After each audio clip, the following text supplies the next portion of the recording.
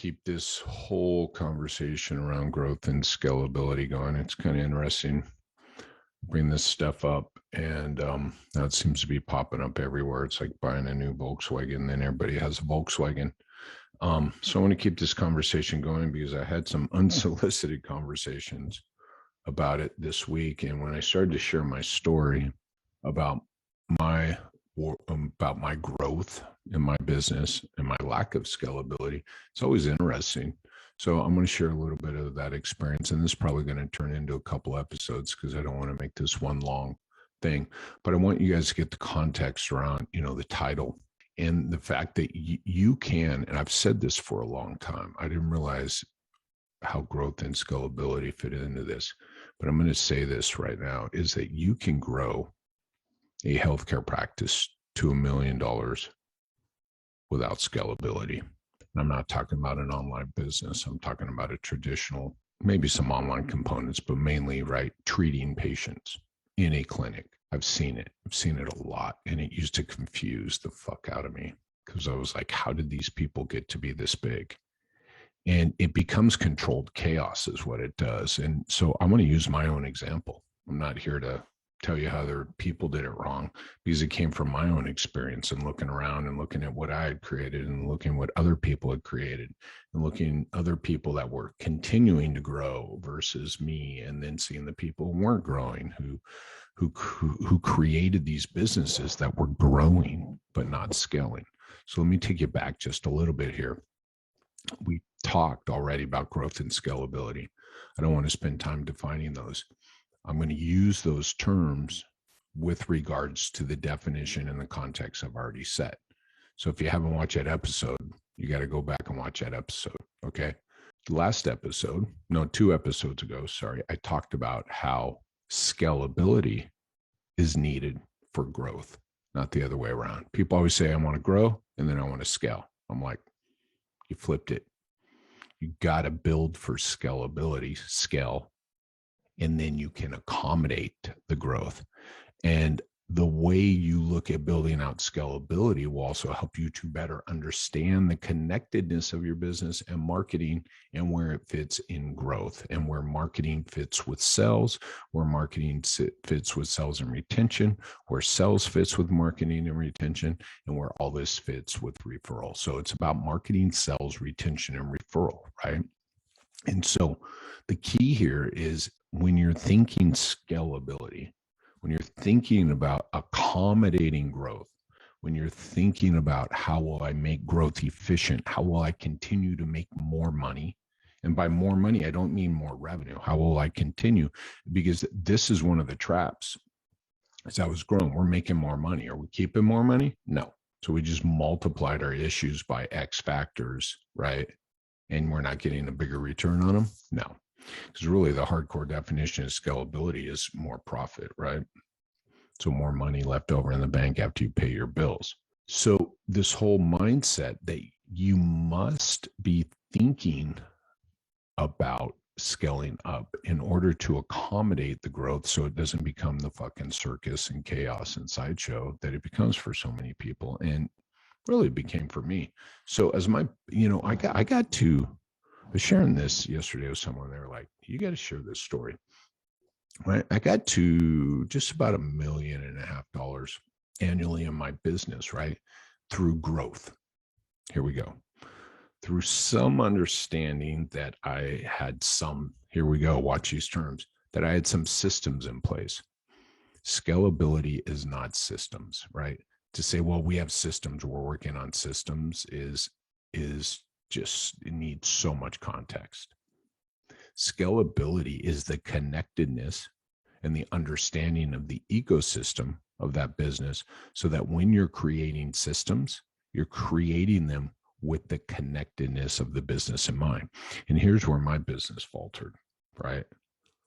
So we're getting more and more people, patients, revenues going up, right? We had systems in place. We had marketing systems, we had sales systems. They were connected loosely. And then after that, everything just started to fall through the cracks, right? The sales wasn't connected to the retention, which wasn't connected to referral, right? And so building out systems for your marketing without any awareness of how they connect to the sales and the retention is a waste of time, money, and energy, and will not make you scalable nor more efficient. I always love seeing people talking about, we're working on systems, right? And that's what I was doing. We were working on systems. I was working on front desk systems. We were working on marketing systems. And then I think there were people, right, working on the clinical systems, but there was no connectedness. There was no efficiencies to the program. There was no increased margin as we grew our way to 7 figures and then right to $1 million and then grew our way to $1.5 million. And I think we capped out at about 1.7 a year, but 1.5 sounds like a nice round number. And so I go to there. And again, the issue here, and I want you guys to understand, what I did is, even as I was looking to create this understanding of this patient life cycle, understanding the connectedness of it all, I still had systems that were loosely connected and many not connected at all in my business. So I wasn't gaining the efficiency from thinking scalable rather than systems. Do not confuse those two words. And so as you are growing, or as you have grown, you've got to take a step back and look at these systems and say, how are they connected? Right? How is the marketing systems connected to the sales systems, connected to the retention systems? How are my hiring systems connected to, right, bringing in the right people and the right culture, people that can step into this world, right? Stuff like that. How is it all connected? That is scalability and the efficiency it brings, right? Whether you have people coming into your clinic, whether you have online programs. By the way, if you have post-course of care programs like fitness programs, gym programs, which I highly recommend because that's a huge impact on our communities, right? How is that membership program connected to the retention, the referral, the sales, and the marketing program? Because I run into, right, too many people, including myself, that we then begin selling these programs at the end of a course of care, which is meaning we have no systems in place. Now, the easiest way to scale your business up and drive more revenue and become more efficient and drive more margin is move people, right, into fitness programs that they want and need and can use. So that's a huge way to become more efficient. So if I don't understand the connectedness of the systems, if I don't understand the efficiency of the program, right, and where I want to move people to and how it fits in this bigger structure of people moving through the life cycle in my business, then I'm never going to be able to leverage the membership program to do exactly what it was set up to do, which was, right, here we go, to bring me scalability, more efficiency, more margin. As you're adding staff, as you're growing, you must continue to put as much work in, right? This is the whole Michael Gerber thing, working on the business versus working in the business. I'm helping someone with hiring some new people, right? And looking at the numbers, and they keep wanting to do this math, but they can't tell me how the math relates to the business as a whole. Well, I need someone who can generate 3 times their salary. I'm like, no, you need someone who can generate their salary, can help pay the bills, right? Can help pay bonuses, meaning profit, right? And all this, that's where that comes from, right? So again, looking at these equations, these financial equations, your KPIs, I just had a conversation with someone not understanding what the KPIs told them and not understanding which of these 5 metrics should I focus on. I talk about this all the time, of which I didn't do in my business, understanding the impact of drop-offs and cancels and no-shows, right? I had positive results with those, but not because I created efficiency in my systems, because I happened to stumble upon that, right?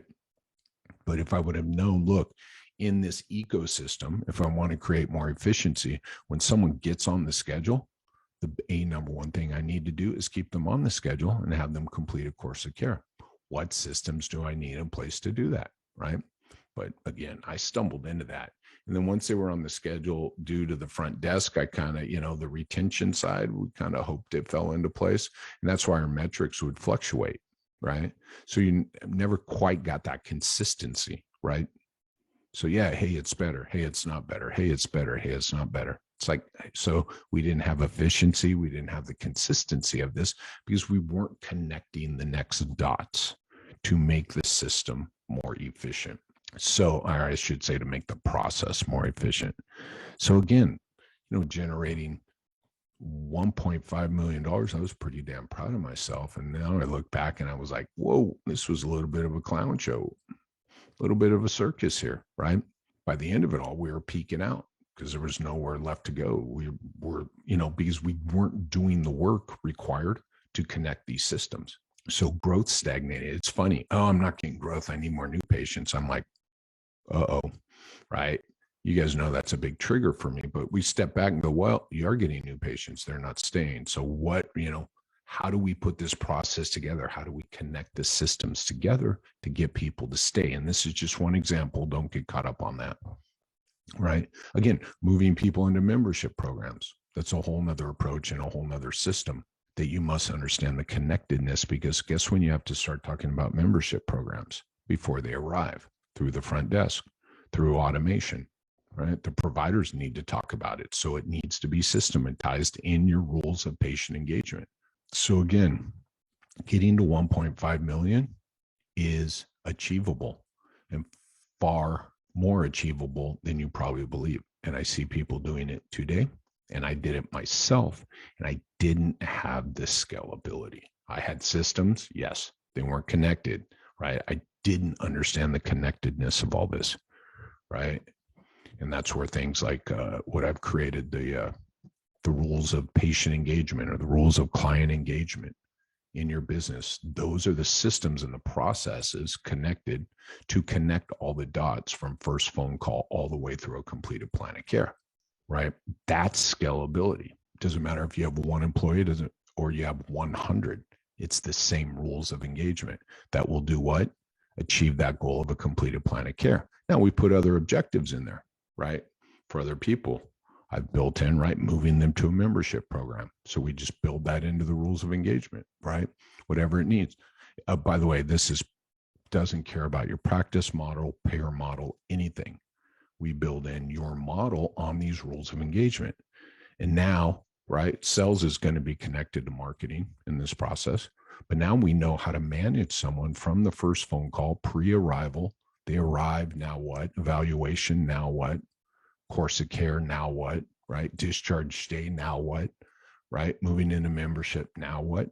This is all the rules of engagement, right? This is scalability. And so when you are starting anew and you have 1, 2, 3 employees, you have to be thinking about, right? What system do I put in place to move someone through this marketing all the way through a completed course of care, right? And what I just described to you with those rules of engagement, doesn't matter if you're 1 PT or 100 PTs, you can roll that out, right? That's scalability. That is scalability. I didn't have that. I didn't have those rules of engagement. I had some of the steps, as I mentioned. Some people were working on some of the steps over here, right? That's that whole, we're working on systems. That's a big trigger, by the way. In fact, tell me about the process you're working on. We're working on how to take someone from a first phone call to arrival. Cool. And then what about after arrival, right? Right. And this was my 3 sales cycles talk last week, right? That 3 sales cycle came out of understanding the process and how we're moving someone forward. And so again, it's marketing to sales, to sales, to sales, right? All the sales is tied into the retention, right? The conversation in the sales is tied to retention, is tied to the membership program. But we build that into, right, to the systems so that we're constantly working on what? Greater efficiency, more profit, right? And growth. Cool, right? Those rules of engagement, you just keep bringing people in, keep rolling out the rules of engagement, right? That's where you get your consistency. That's how you control the process, right? That's that consistency, man. Bring the next hire into the same exact structure, into the same exact culture, into the same exact workflow. Call it what you want. I didn't have that stuff, right? We had metrics, we had this, we had that, but it got spotty, man. It got spotty after arrival. I'll own that. And again, I'm telling you, we got to 1.5 million without having those rules of engagement and understanding the process all the way from the beginning to all the way through a completed plan of care, right? That's the big objective. Now we can tag stuff on to the end of that, but the big objective everybody's working towards in the business is completed plans of care, right? And we weren't doing that in my company. I didn't have that big goal that everybody, that was a big step in this process. Once I realized that the whole team needed a goal to work towards, then it was easier to build out systems that were connected. Then it was easier to build out a process managing someone from first phone call, because now it was from first phone call to completed plan of care, right? Everybody else says, yeah, we're moving people from first phone call to scheduled. I'm like, holy shit. Wow. You got a system for that? Wow. Get people scheduled. That's not even a goal. It's a step in a process, right? When I started focusing on completed plans of care, then I knew it had to be about arrival. Now these are different. And then what happens at arrival, right? The new sales cycle starts. So again, you can scale a healthcare practice up, seeing patients to $1 million, and you'll do the work and hopefully you'll reap the benefits, but it doesn't mean it's scalable, my friends. I'm just going to say that right now. If you can't explain the process of moving someone through your marketing all the way through a completed plan of care and maybe into a membership program, and you don't have every step dialed in, so it's repeatable to the next person, these rules of engagement, I call it, right? Rules of client engagement, rules of patient engagement. If you don't have that, you're not scalable. Once you have that, you can accommodate growth. You can absorb more growth, right? Which includes, by the way, right? You think about this like wait lists and cancels and reschedules, because I've been sharing recently, there are more people they are literally flushing their growth down the toilet with that wait list. Nobody who understands scalability has a fucking 2-week, month-long wait list. Nobody who understands scalability would tolerate a month-long wait list. You would understand what metrics you have to hit and when you have to turn on your hiring funnel and when you have to bring people in, because you're actually impeding a bigger margin. Work with me here, people.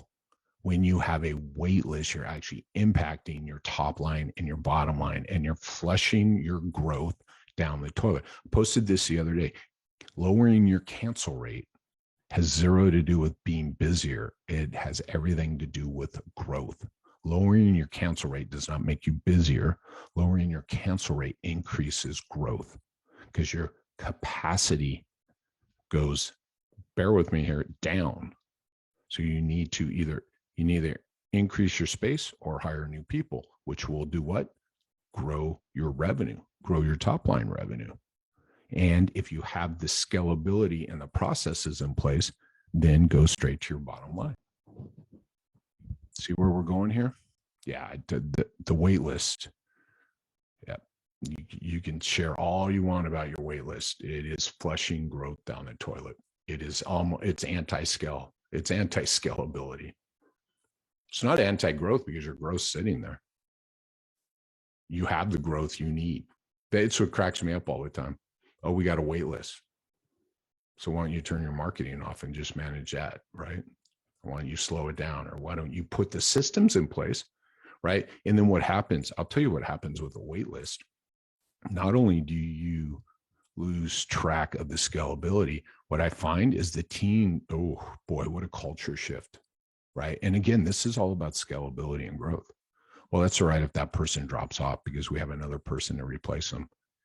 That's a dog chasing its tail all day long.